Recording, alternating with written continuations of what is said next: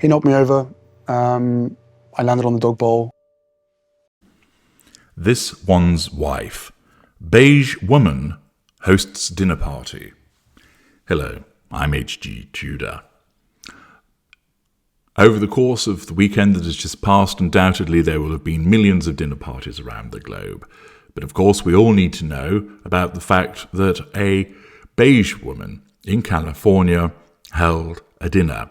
Because we need to know this, because this one's wife wants us all to know this. It has been necessary for her, as part of managing her facade, by trying to demonstrate that she cares, that rather than just host the dinner party and know to herself, I've done a good thing, that doesn't matter. Because given that nobody's reported on that, given that the world isn't aware of it, that's no use to her as a narcissist. Instead, it must be known. It must be known that she hosted a dinner party. It must be known that she did so because she's a kind person. It must be known that she's there being empathic and charitable and helpful. And thus it just so happens that she hosts a dinner party which then she gets to talk about to Marie Claire. The article by Christine Contino tells us, holiday traditions were meant to be shared, passed down through generations, working side by side in the kitchen or sharing stories around the living room. But for one group of Afghan women who have resettled in California, many of whom have been separated from their family for years, new memories are being created with friends who understand the complex joy and sadness of celebrating far from home. For this one's wife, it's about empowering, tick, these women through a community that celebrates, tick, both their heritage and their fresh beginnings. Now, pausing there, you might want to keep a record of all of the usual bullshit phrases and words that this one's wife pumps out in puff pieces such as these. It's a longer than usual piece which has been chosen naturally to try and convey a heavyweight nature of her philanthropy and charitable activity. But you all know that because she is a narcissist, her interaction with these people is done to control them. The requirement of coverage of this dinner party is done to control the audience. It's held to draw fuel from the attendees. It's reported to draw fuel from the readers. It is both held and reported on to manage her facade. In other words, like everything that this narcissist does, it's all about the prime aims. The journalist continues, it's a Saturday night in Venice Beach, California, and I'm sitting across the table from the Duchess of Sussex. Note, once again, the title is being used as we share dinner with the Women of Mina's List, an organisation that empowers women in the field of politics and human rights, and the Southern California chapter of the Archwell Foundation's Welcome Project. Launched in 2023, the initiative was created by the Duke, who, as usual, isn't around, and Duchess of Sussex's foundation to support programs for women who have resettled in the United States from Afghanistan.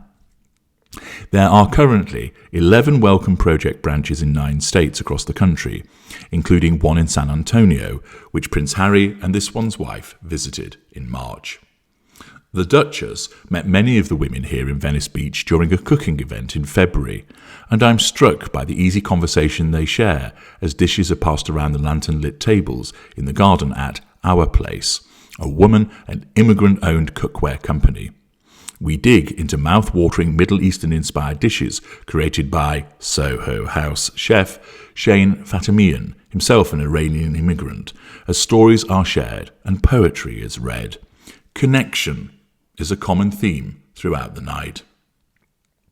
From my standpoint, I think part of why we wanted to make sure we had this opportunity to all be together again, so many of us, right now, is that as the holidays come up, and have already begun in many regards, it brings up so much emotion for people. The Duchess tells the group. Okay, meaningless word salad once again. You miss home, you miss your country, and can also find comfort in the new community that you have here, she continues, adding, I'm grateful that we are able to be a part of that community.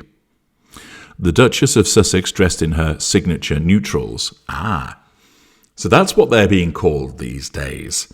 Not the Duchess of Industrial Beige, not the Countess of Camel, not the Baroness of Biscuit, but signature neutrals. It's beige. We all know it's beige.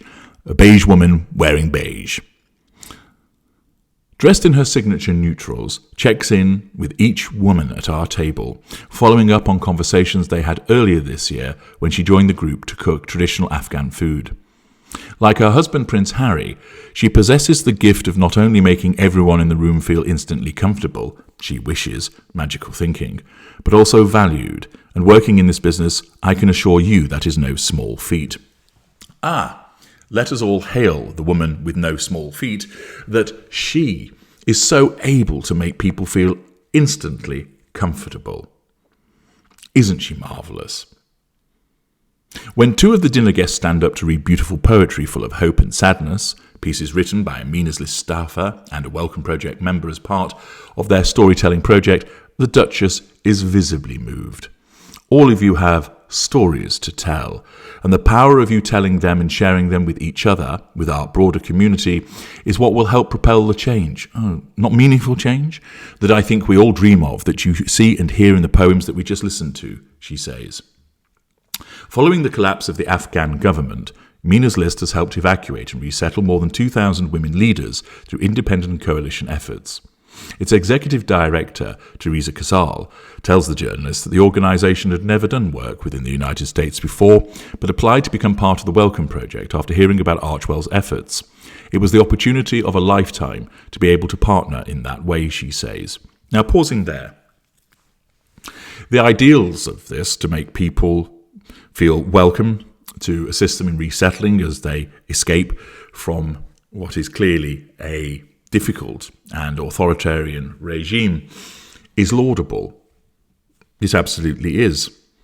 But remember, it is not being done out of altruism. There's no such thing as an altruistic narcissist. It's being done because it benefits the narcissist.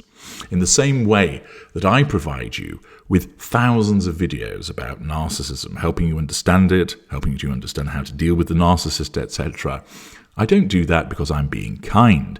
I'm doing it because it assists me in relation to the pursuit of the prime aims and the necessary triad, i.e., it's self-serving. I do not suspend my narcissism or my psychopathy when I create this work. It drives this work. The fact that you benefit from it means that I benefit from it, and it's a win-win. And in the same way, with this one's wife, the creation of this project is not done because she genuinely cares, although she thinks she does, but as a narcissist, it serves her purposes. The women that the journalists meet at our place share similar backgrounds in social activism, and with many having worked in government and journalism back home, there's an increased feeling of isolation when that sense of purpose has been taken away. These highly accomplished individuals also have the added trauma of watching decades of their progress in women's rights be erased. The article then goes on to tell a little bit more about the situation in Afghanistan, the situation of arriving following 9/11. Then we're back to this one's wife. The Duchess of Sussex tells the journalist that the Welcome Project is that perfect example of seeing an immediate need and then saying, okay, how do you make this a much larger vision so it's not just a short-term banding on a problem? What? Short-term banding? Do you think she means Band-Aid? But a long-term solution. She shares that it was rewarding to see women on the other side of what has been a really hard time for many of them, more than most can imagine. We talk about one of our table mates who just recently been reunited with her mother after successfully moving her over from Afghanistan, and another who'd been separated from her son for years. Stories, the Duchess says, touched her on a personal level. Here it comes, that well-worn phrase of hers. As a mom, there it is, as a mom, can you imagine not being able to see your child, she asks. Well, given the amount of time you spend away from yours, you should be able to imagine it very easily. As for communities coming together to welcome their new neighbours, the Duchess of Sussex says, whatever cultures are different, whatever traditions are different, there's actually so much we have in common. There's a lot of joy in discovering each other's new rituals too, she says, a feeling many of us in the room experienced as we tried new foods and listened to the aforementioned poetry. Even though some of us don't understand the language, the Duchess notes that she feels the emotion behind their words. No, she doesn't, as she listens to their hopes for a better future. You find comfort in things you know, but you find so much community and connection, there are those words again, in things you don't know as well. Well, that's inspiring, isn't it? Let's have a look at that again. You find comfort in things you know, makes sense, but you find so much community and connection in things you don't know as well. Right, the 3 C's, comfort, community and connection. She understands this feeling well from her time working with the women of the Hub Community Kitchen in London. Bringing up the past, a group that found solace together in the wake of the tragic 2017 Grenfell Tower fire. The women, along with the Duchess, banded together to create Together, our community cookbook. Quick plug for that, which was published in 2018. Shauna Knepp, Archwell's co-executive, references the Hub group during her welcome remarks at the dinner, a surprise to the Duchess, who later notes how touched she was by Knepp's words. I just remember thinking, wow, she gets it. Knepp says of this one's wife's work with the community kitchen. They get it, the power of women coming together. From that moment on, I thought to myself, one day I want to be part of something like this, that is bringing women together. With Hub, that was 13 countries that were represented. The Duchess of Sussex explains, we were constantly learning from each other. I think you mean repeatedly. Constantly means all the time. So were you learning from them when you were asleep? She says that while some of the food she's used to eating were very different to the women in the kitchen, they loved being able to talk about that. It's a great icebreaker, the Duchess adds. And then through that, it kind of becomes the background to a much deeper connection. There's that word again. She points out that some other groups use activities like sewing or playing board games versus cooking, but that those things form bonds focused on what actually matters. As for the women of the Southern California Welcome Project, this one's wife says she admires their resilience. For so many of them, it would be very easy to go, my life has ended because everything I knew that I was familiar with is gone, the Duchess of Sussex says. But these moments of togetherness that they have with each other in the Welcome Project, I hope, reminds them that no, your life is just beginning. It's a very, very different chapter. It's the beginning of something where you've taken steps that you never thought that you would. With the holidays coming up, the talk turns to Prince Archie and Princess Lilibet and the traditions that the Duchess held special. I love the holidays, the Duchess of Sussex says, sharing that Archie and Lilibet are now 3 and 5, so every year it gets better. What does? She muses that, at first, I think, as a mom, there we are, with children,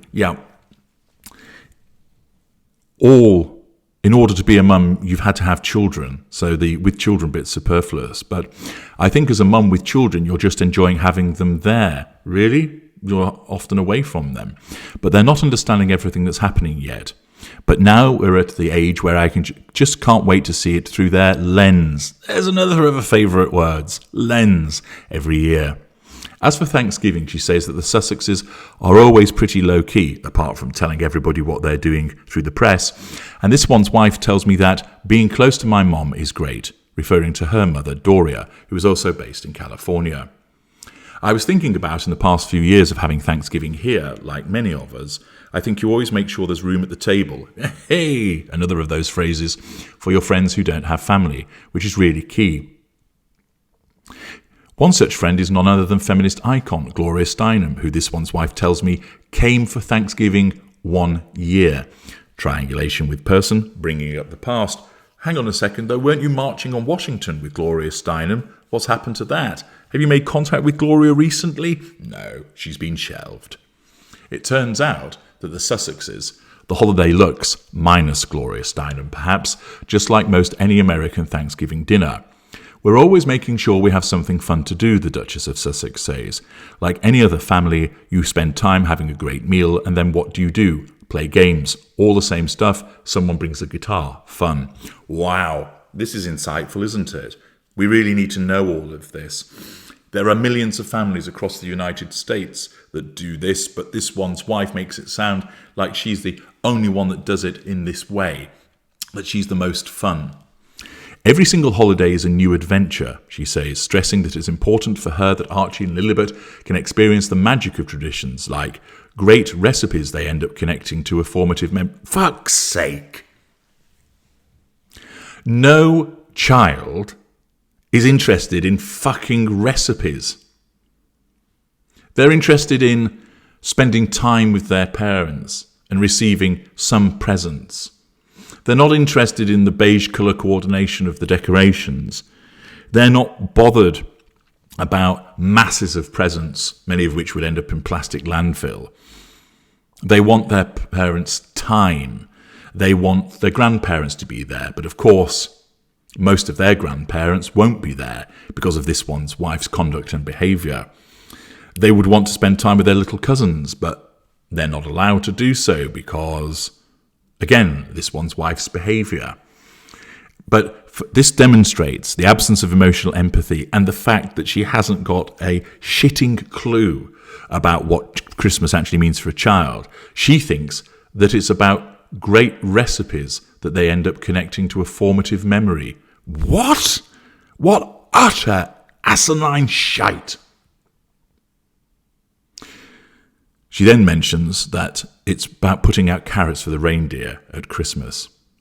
The women of Mina's list dance, chat and clap around us as our chat wraps up. This one's wife one later shares with me is a centre of energy. I think you mean centre of attention. The attendee says that while she followed the Duchess of Sussex's wedding and career through the years, she never expected the Duchess to be so cool, so humble. I wonder if that attendee actually exists. Adding, she cares what happens to us. This is important. I watch on as pictures are taken and laughs and smiles are exchanged. We chat about the beautiful cookware the women have selected from the store, gifted by owner Shiza Shahid. She gets a quick plug there. In one sweet moment, the Duchess poses with a baby girl who's been snoozing away in her mother's carrier all night. Well, I'm sure she's delighted to have been woken up by a woman with oversized teeth. Soon enough, it's time to say goodbye. Before we go, I ask the Duchess what Americans can do to help women like the ones we met feel more at home here. Her answer is simple. It's really easy. Just think about how you'd want someone to treat you. How would you want someone to open their arms to you? Well, not in the way that you do, as you represent the xenoform in the Alien movies, as you clasp people to you, hugging them even if they don't want to be hugged. And as I've been speaking, you've seen the various pictures from the event showing the Duchess of Industrial Beige, or wearing her signature neutrals, as it's now been described as, those signature neutrals, very much in need of an iron, it would appear. Once again, this one's wife's somatic narcissism causes her to think that she looks fantastic when anybody else would say, are you really going to go out wearing those trousers that haven't been ironed properly? This is another attempt, of course, to tell the world how wonderful this one's wife is. Notice that her celebrity outings have dried up as of late. She isn't getting the invitations. She has to try and turn up at events, muscle her way in. For instance, with the recent hairstyle product launch, as I explained as a consequence of the input from my PR expert, she muscled her way into all of that. She wasn't really they didn't really want her involved. And it would appear that as a consequence of the celebrity aspect of her life stalling, she's now back to trying to demonstrate that she's a charitable and philanthropic individual. Well, we'll wonder how long that lasts. This is an article that attempts to tell you that she's kind and caring and talks about how wonderful she is and throws something in of being as a mum, and then has people saying that she's cool and that she's humble. This isn't about the dinner for Afghan women. It's all about telling the world that she hosted a dinner party demonstrating what a kind and wonderful empathic person she is, that she's a doting mother, and you should all understand and accept this. As ever, with everything that this woman does in relation to other people, it was about the pursuit of the prime aims. It was an event that we didn't need to hear about, except in the world of this one's wife. It is necessary for you to hear about it, otherwise it would have been pointless for her to have done it. I'm H.G. Tudor. Thank you for listening.